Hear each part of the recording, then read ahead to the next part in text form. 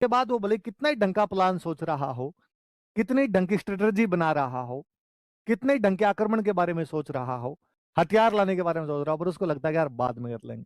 शिकार मस्त है। उसको कोई कह देता है कि साहब थोड़ा आज शाम को चकमक चकमक हो जाए, तो तैयार था। ये नहीं कि शाम को मेरी उनके साथ मीटिंग है, मैं ये प्लानिंग बनाऊंगा, मंत्रियों के साथ बातचीत करूंगा, इनकम के सोर्सेज ढूंढूंगा, नहीं। चलो तो कोई डांसर है कि हाँ साहब नई आई हुई है, देख लेंगे। तो दौलतराव सिंधिया जैसे ऐसे लोग हो गए थे। आप लोग भी, मुझे कई बार लगता है कि दौलतराव सिंधिया हो, पढ़ रहे हो, मन में खूब है आपके कि पढ़ाई करनी है, फाड़ दूंगा मैं किताबें। आज राजवीर सर ने कैसे कह दिया हमें कि हम पढ़ते नहीं है, मैं जवाब दूंगा इनको, सब कुछ पढ़ दूंगा, सब कुछ याद कर दूंगा और देख लूंगा टेस्ट के अंदर, फिर बताऊंगा सर को कितने नंबर आए हैं मेरे। इतने में कोई आपका दोस्त आके कहता है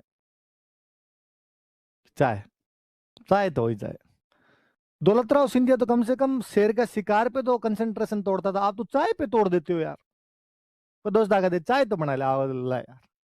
राजवीर सर को तो बाद में सुना दें कहाँ सर जा रहे हैं, कहाँ अपने जा रहे हैं, यहीं बैठे हैं, फाइनल सिलेक्शन दिखाना है सर को, तो इन टेस्टों में नंबर से क्या होता है। आप कंसंट्रेशन तोड़ देते हो।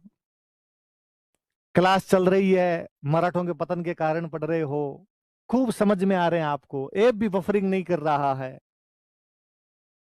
कोई व्हाट्सएप पे एक मैसेज आ जाए,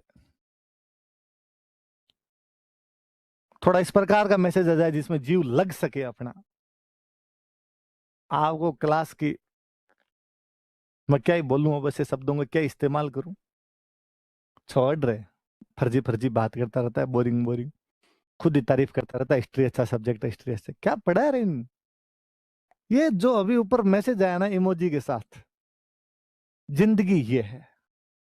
तो आप सारे दौलतराव सिंधिया हो, आपका कंसंट्रेशन तोड़ना इतना इजी है जिसकी हद नहीं। ये लैला मजनू की किसकी कहानी है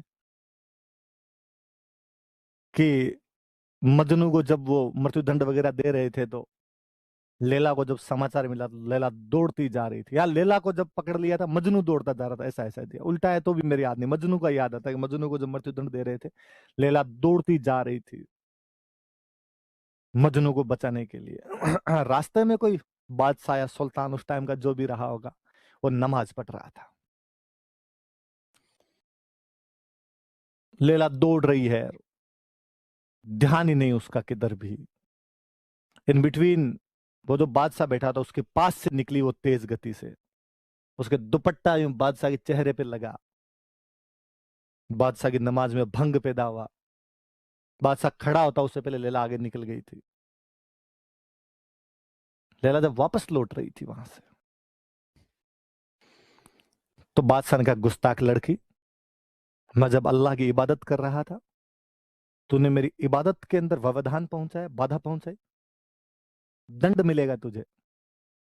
लैला हंसी और लैला ने हंसकर कहा कि सुल्तान, मैं जब मेरे प्रीतम से मिलने के लिए जा रही थी, जिससे मैं प्यार करती हूं उससे मिलने के लिए जा रही थी, तो मुझे सुध बुध भी नहीं थी कि पैरों में कांटे लग रहे हैं या कांच लग रहे हैं, पैर लुहान है मेरा, देखो तुम, मुझे यह भी नहीं पता था कि रास्ते में तुम बैठे हो। लेकिन मैं तो एक मनुष्य से जिससे मैं प्यार करती हूं उससे मिलने के लिए जा रही थी, तब भी मुझे आसपास का वातावरण की सुध बुध नहीं थी।